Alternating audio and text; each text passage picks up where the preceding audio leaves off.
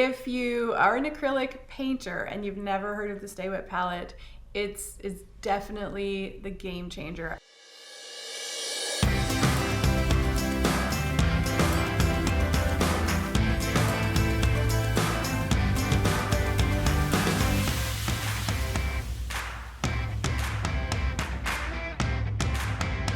Welcome to the Bold Artist Podcast Summer Sessions. I'm here with Sharla Marskalk, and I'm surprising her with some Q&A questions.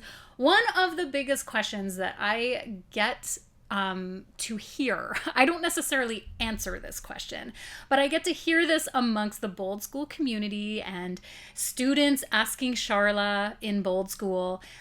One of the big things that everybody wants to know as they're learning acrylic paint is how to keep their paint from drying out. And Sharla has one really important tool that in her arsenal of acrylic painting that is a game changer. It's really a game changer for acrylic painters. And so if you're not already using this tool that I'm pretty sure Sharla is going to answer, what tool do you use to keep your paint from drying out, Sharla? I use the Masterson sta-wet palette, and every single student at Bold School now uses the Masterson sta-wet palette. If you are an acrylic painter and you've never heard of the sta-wet palette, it's definitely the game changer. I don't even know why everyone doesn't know about it. I think it was when I went to the art supply store a decade ago, that very first time I was like, I'm going to be a full-time artist, I'm going to buy all my supplies, and I saw the sta-wet palette for the first time. I just bought it. I don't know why everybody who doesn't see it doesn't buy it. But it's also one of the biggest questions we get from people outside of the school, because they love the style and they love painting, and they're like, well, how do you paint like that without your paints drying out? I can't use acrylics, or I'm frustrated with them. And that is one of the biggest questions. So it is a hot topic for acrylic painters, how to keep your paint from drying out. And the reason the sta-wet works is it's a sealed palette, and inside it has a special sponge and special paper. So you have to keep buying the paper after you use it up and it's no good anymore. You have to keep buying the paper to go in the palette. But you soak the sponge and you soak the paper, and then you can put the cover back on. And their advertising says it will last a couple of weeks. I've had it a couple of months. Now, something that has happened in the school, because we have students from all over the world who live in lots of different climates, they have different, their paints have different reactions. So some people's don't last as long. And whereas I live in a dry climate, and especially in the winter when it's cool and dry, the palette can last a really long time. In the summer, if it's more humid and really hot, then the paints can go moldy if you leave them for 2 months. Yeah, I've noticed that there can be an odor. There can be an odor depending how long. Definitely, yeah, it will smell. Yeah. So we've talked about lots of ways to stop that. Like, it's a big discussion in our community. We talk about the sta-wet palette all the time. But no one knows about just to say here that we're not being sponsored by the sta-wet palette. About that. Okay, well, you can share your story, but we're not being sponsored to say. We tried? Okay, well, I didn't even know that. But we're not being sponsored, but we highly recommend it. And if it's not the brand that Sharla mentioned, get your hands on any kind of sta-wet palette. There's even ways to make them. I've seen people making them. Yeah, but I want videos about it. I want you to share a little bit more on the story of what you were going to tell us, but I want to show you something, and this is only going to really be applicable to those on YouTube who can see the video. So if you're listening on audio, I apologize. Well, I'll try to describe what I'm holding up. But, Sharla, since you're the expert, can you tell me why this is happening? Oh, no. I've never had that happen in a decade. Okay, so what we're seeing here on the screen, this is the sponge from my sta-wet palette, and it's like my paints are eating it. And so I took my paper off, and I have holes in my sponge. And so I don't know if so it's all golden, the golden paint and golden liquid paint. And it's eating my sponge, Sharla. What do I do? How long was that sitting there? Like 3 years? Well, a week? No, not years. Like a week, maybe 2. maybe okay, two. see, this is the thing. In the community, these weird things happen to people. So you and I live in the same climate. You're using the same paints as me.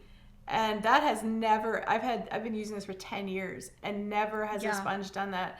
The only time I've seen it disintegrate is like if I've left it for a couple of months, like sometimes over Christmas, like, so I'll paint before Christmas and I'm replenishing a palette so my sponge doesn't ever get rinsed. And then I'll let it sit over Christmas, so maybe a couple of weeks or a month where I'm not painting. And then I go back and I paint again. And then I realize I haven't actually even rinsed my sponge in 3 months. And then I rinse it and it's disintegrates a little bit just because it's been wet for a long time.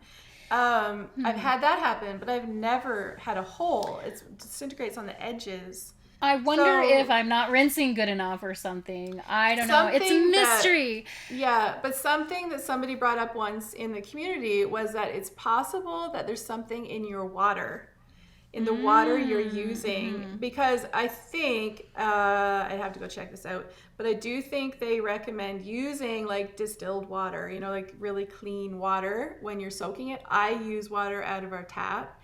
But you do live not in the same city as me, you're on a different water source as me. There's a possibility there's something in your water. We don't know that, but that's been a theory in the community for why people are getting strange things happening. Because there is a chemical in that sponge and there is a chemical in the paper that keeps it from usually going moldy and that kind of a thing. So it could be the water reacting to that chemical, something in your water.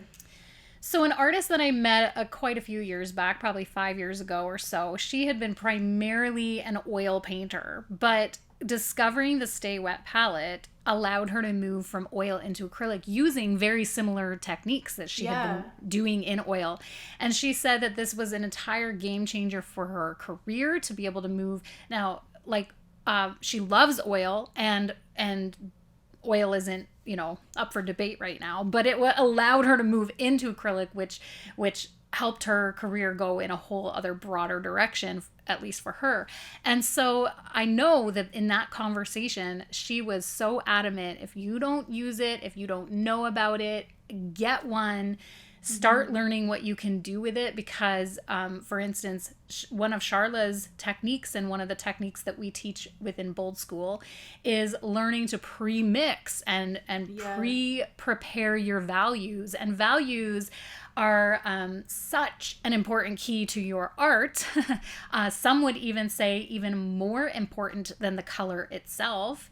And if you're able to pre-mix your values and then not have them dry up on you while you're waiting to do the next layer, then you have just opened up an entire world of possibility for your art.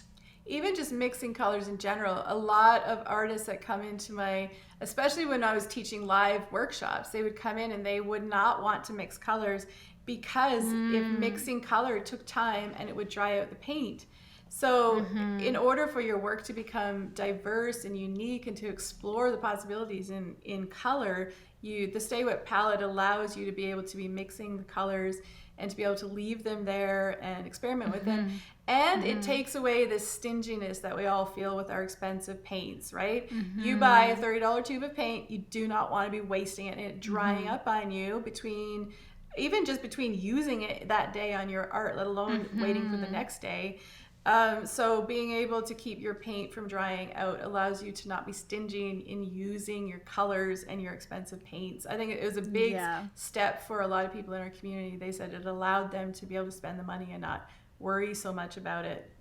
Absolutely. I had a little smile there when you were saying about mixing it up and having it for a long time, because a lot of our instructors within Bold School, they will teach a class with a certain palette on their sta-wet palette, and then what I love to see is the paintings they paint after the class, still using the same palette, but an entirely different painting will emerge from that same palette that they have leftover paint that doesn't dry out. And it's such a great way to preserve your palette and to keep working from those same colors that just don't dry out. Unless you're like me and for some weird reason your sponge begins to disintegrate. Try doing it with bottled water. In fairness, this sponge has been around a number of years and has probably been in multiple water situations because it's been in quite a few different studios with me. So we will never know, but I think I'm gonna splurge on a new sponge soon. I think you should get a new sponge. They're not too expensive. And when we started, Bold School launched right before COVID hit. So after COVID hit and people were taking the class, like they were staying at home now and they were going to take the class while they were at home, they tried buying supplies and there was a major shortage in paint supplies because I think it became a very popular thing for people Everyone wanted to paint while they were isolated. Yeah. So one of the biggest things, people were like, I can't get my supplies. And the thing that didn't come is the Masterson Stay-Wet palette was unavailable. And from my experience, when we contacted them about a sponsorship, they are actually, or were 2 years ago, a small company. And they told me, they're like, well, there's such a demand right now. We're so busy. I can't even think about figuring out a way to sponsor your school. I'm like, you're busy because of me. We're selling that. You're selling thousands of these because of our students, because every single student buys the palette. Buying one. But anyways, I understood. So they're a small company and they couldn't keep up with the demand at the beginning of COVID. So at that time, people needed to have an option. So we found some YouTube videos. I don't have the links at the moment, but they're not hard to find. And people just made their own palettes. So buying the extra sponge or whatever, like people were finding lots of different ways to create the sponges and using wax paper and just having some sort of a Tupperware that you could seal to keep the water in. And it worked fairly well. I know that there is a chemical within the Stay-Wet sponges that I think really helps it to not mold. But then a couple of other things that some people were doing were putting, one guy said to put a penny underneath the sponge and it took that smell away, like the copper or something in the penny took the smell away. And then somebody else said that they were taking a wipe, like a Lysol wipe, and putting underneath the sponge because it's a disinfectant, and that was somehow killing the bacteria or whatever. So there were different ways to kind of deal with some of that stuff. But yeah, you can make your own, so you don't always have to be going out and buying the exact Stay-Wet stuff. But honestly, I don't think once you make the initial purchase, buying the sponge and paper is too big of an expense. Like it's not like paint and brushes. So there you have it. To answer the big question, how does Sharla and many other artists keep their acrylics wet so that they can keep working from the same palette, pre-mix their paints, and not have their acrylics dry out? It is a Stay-Wet palette. So if you don't already know about it, check it out. It's a big game changer. And if you already know about it, get it out and start painting. And we should probably put a link to it in our description. And we'll make sure to link right here in the description box. And so for any of you wondering how you can get involved in Bold School, stay in touch with us, get our newsletter, go to boldschool.com and make sure to be getting that newsletter. It's really important. We've got lots of exciting updates. New things are happening all the time, whether it's classes or exciting events, workshops, and events within inside of our community. And we'd love to have you involved. So go to boldschool.com, and then on Instagram, Bold School Inc., and here on YouTube, the Bold School channel. Until next time, keep creating.